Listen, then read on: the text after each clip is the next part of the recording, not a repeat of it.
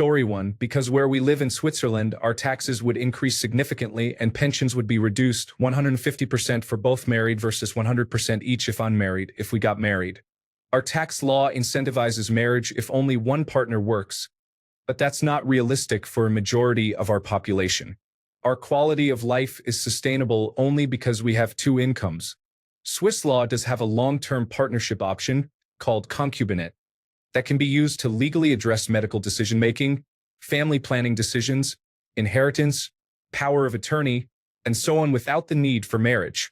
I'll take an extra vacation each year and live in sin instead of dealing with, in my opinion, unnecessary tax penalties.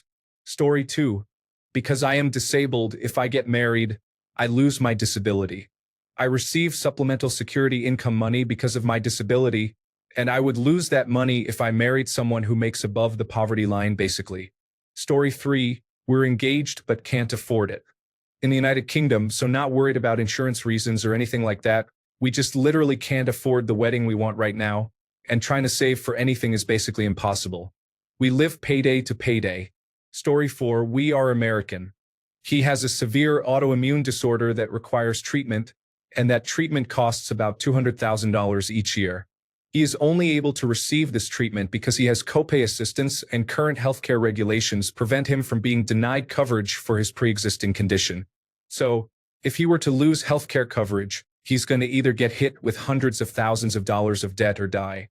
And if I was married to him, I would be affected financially as well. The last time we had the marriage conversation, we said, let's see how this election goes. We saw how the election went. No marriage for us. Story 5. Been together for over 9 years, but both of us are introverts, and most of the point of a wedding is to be the center of attention. No thanks. We are going to the courthouse and have a tiny reception when we do. It's just been easier to put off actually planning the event. Story 6. Because she has Medicaid and I have inadequate insurance through work. Right now, I just don't go to the doctor because I can't afford to spend $50 to $80 per visit. She has coverage for most things but has to navigate a complicated process for care. She would also lose all government assistance she has. Overall, we would lose more money than we'd save in taxes, and she wouldn't have access to affordable medical care. For reference, I'm a man in my 30s with a decent job in a major city. Because of the reasons cited here, I haven't seen a specialist or dentist in years. Technically, the last appointment was with a nurse practitioner for primary care over 2 years ago. Story 7. Don't have, but in my country and culture, Black South African, you have to pay a certain amount to the wife's family. That, plus the marriage expenses, delay a lot of people. By law, it's as easy as 75 South African rand, for US dollars, to get a marriage certificate. But people value the cultural obligation more. Story 8. He does not think marriage is worth anything. It does not make any legal differences where we live. We are also not religious in the slightest. Still, I would say yes in a heartbeat if he asked. I think it is romantic and a strong commitment to make with each other. Story 9. Done that already. No desire or need to do it again. After 18 years this time around, we have the same rights as if we were anyway. We wear bands and that's good enough for us. Story 10. My mother has been married 5 times. My father has been married 3 times. My sister got engaged in May to a man. 3 months later, she married a different man. Not a good family marriage record. I've been with my partner for 12 years. I have a fear of marriage. Story 11. I am unable to work for health reasons, therefore living off welfare in Germany, social health. If I marry, I would be fully dependent on him. He has average income, enough for himself but not for 2 people. Story 12. We have been together almost 15 years and have 2 kids. Honestly, we have not really ever thought about it. We did have a lawyer help us set up the same protections for us, though. My parents were married but were not religious and also never really spoke of marriage as a life goal. We also live in a place where common law relationships are extremely common, something like 40% of couples, so I have not felt any family, religious, or societal pressure at all. And neither has my partner. I have nothing against marriage, though, and am super happy for my happily married friends. Story 13. My longtime partner and I, both United States citizens, will celebrate our 38th anniversary of being together this Thursday, the 13th. We have two successful and well-adjusted children in their 20s. I was a tax accountant when I met my husband and figured out that we could save thousands of dollars per year in taxes by not being married. So that was the primary reason. Our parents, who were all alive the first 15 years we were together, didn't have a real issue with us not being married. Note that the tax savings by staying unmarried only work if both partners have taxable income. If one works and one stays home, your income taxes will be less if you are married. Story 14. A large part of our relationship has been under the shadow of an administration that could undo the validity of our marriage on a whim. It is better to not be married than to go through that. Story 15. We are not together anymore, but I never officially married him as I knew deep down it wasn't going to last, and I didn't want to go through a second divorce. Story 16. Neither of us had it as a goal in mind. It has legal protections and tax advantages, but we can also speak to a lawyer and have things protected for each other and the children that way. There are probably some of my own hang-ups mixed in there, like coming from a chaotic home and seeing that 50% divorce rate statistic in real life between family and friends. We've always both been fine with the way things are and had no desire to take the jump. Story 17. My parents, aged 60 and 74, never got married or moved in together and have been together for 32 years. They live 5 minutes away from each other, talk on the phone many times throughout the day, and see each other usually multiple times a day. Every Wednesday and Saturday is their date night. My mom makes dinner, and my dad comes over and spends the night. It's been like this all 30 years of my life. I've never seen them fight, and they've been clearly in love the whole time. They've both had unsuccessful marriages before, and when asked, they'll just say, "What ain't broke, don't fix." Story 18. Together 25 years. For the majority of this time, there were way too many financial negatives, such as health insurance, public service loan forgiveness, and child care stuff. We have ironclad wills and legal documents protecting each other if death happens, but otherwise, not sure either of us feels a need to get that piece of paper from the government telling us we are official. We are official, and the government can stay out of it, please and thank you. Story 19. We have been together for 11 years, have 2 children, and have bought a house together. Our lives and relationship would not change in any way if we were married. We live in Australia, so a de facto relationship is on par with a marriage. At this point, it feels like a formality, if anything. The only reason I would get married and change my name would be to share a last name with my children. However, as I've gotten older, I've come to appreciate the name I was born with more, and I don't want to change it. In a nutshell, there is no added value in us getting married. Story 20. I married my husband after dating him for 9 years. We were high school sweethearts and got engaged shortly after graduating. But then we were in college and COVID-19 lockdowns halted our wedding plans. By the time it was feasible to have a wedding again, we had already been living together for several years, so it wasn't the most pressing issue. We finally just decided we wanted to be married and had a small wedding. Story 21. I was never big into being married when I was growing up. My parents were not married to each other. One parent never married, and the other had been married and divorced 5 times. In my 20s, I got sucked into the pressure of getting married because it was what everyone that age was doing. I regretted it instantly. There were probably red flags everywhere. I was just naive. It was a terrible relationship, and it only got worse once things became legal. There was a lot of mental and financial abuse.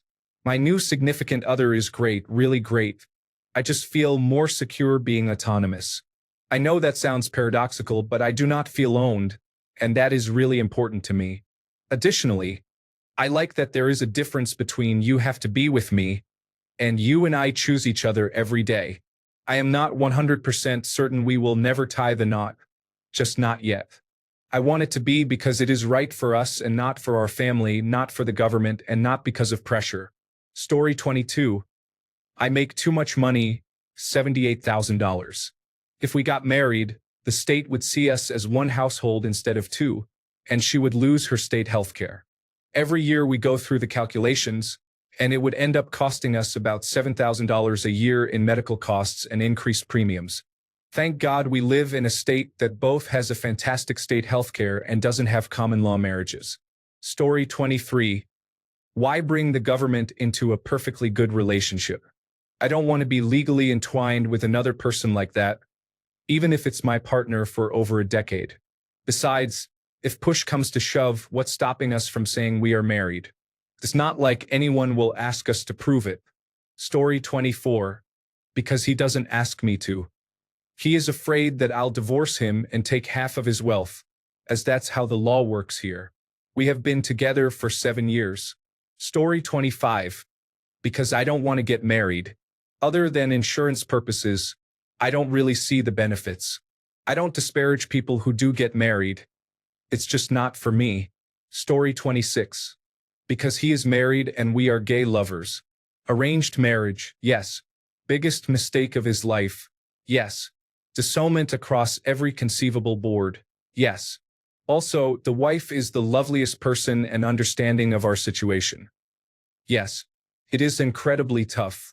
We are soulmates, but each is individually empathetic, and we want no chaos for the 3 individuals involved. Story 27. Not together anymore. That said, I wanted to, but I couldn't bring myself to propose. Thanks to therapy, I figured out that the small lies and pushes for what she considered better were adding up and taking a toll. When held accountable for the lies, they were just ignored. Most of those pushes were lifestyle changes that were grossly unattainable without serious financial risk. Between the above and more, I just couldn't. Story 28. My American taxable income deductions would increase, as I would now have our son and hers claim dependents, but it would be 50% less than the premiums and out-of-pocket expenses owed by health insurance for her medical expenses. This represents a move from comfortably frugal to actually struggling financially. I would also lose the young family first-time homeowner bonuses that apply in my state for the year of marriage, as the economic situation of our one-income household makes getting a mortgage for a property that isn't condemned or 90 minutes commute from my place of work next to impossible. Story 29. We need to take care of the paperwork. Next week, we will search online to find out how it works and what we need to do. It has been like that for 20 years. We are both terrible at paperwork.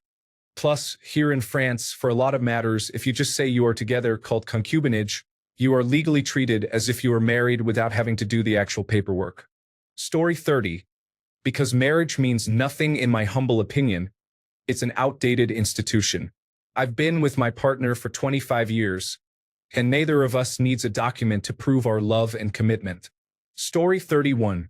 Because it's our relationship and our business, I'm confident enough in my relationship that I don't need to prove to anyone else that it's good. Also, I'm an atheist and religious traditions are superstitions. I love how all the proponents of marriage here are listing all the practical benefits of marriage.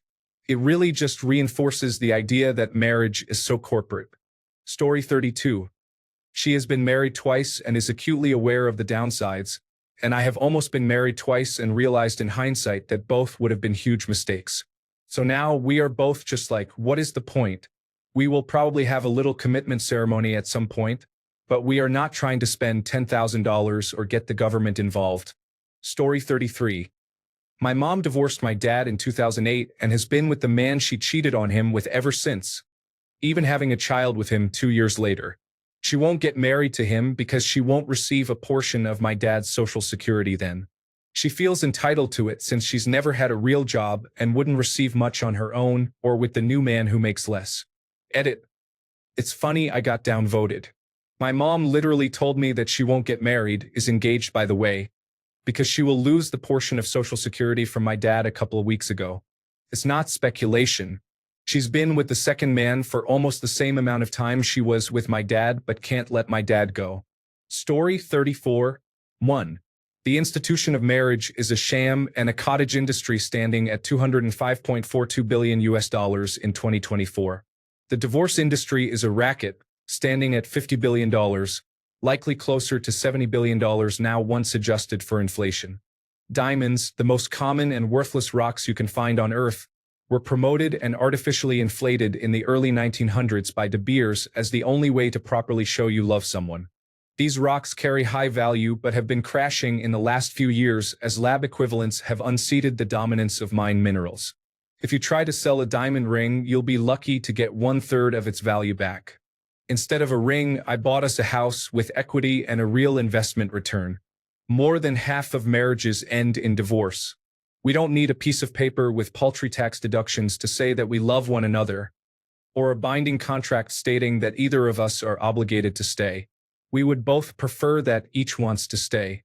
Marriage is a function of property transfer, backed by religion. I have no place in my home for religion. There are more reasons not to get married than to get married. Story 35. She's waiting very patiently on me. I'm currently trying to pass some certifications so I can get out of a dead-end job and finally afford to move out and be on my own. She's currently on a work visa in my country, but we've been dating years before that. It's been the opportunity needed so we can finally meet. She's an angel, and I don't know where I would be without her. I'm trying my best, babe, for us.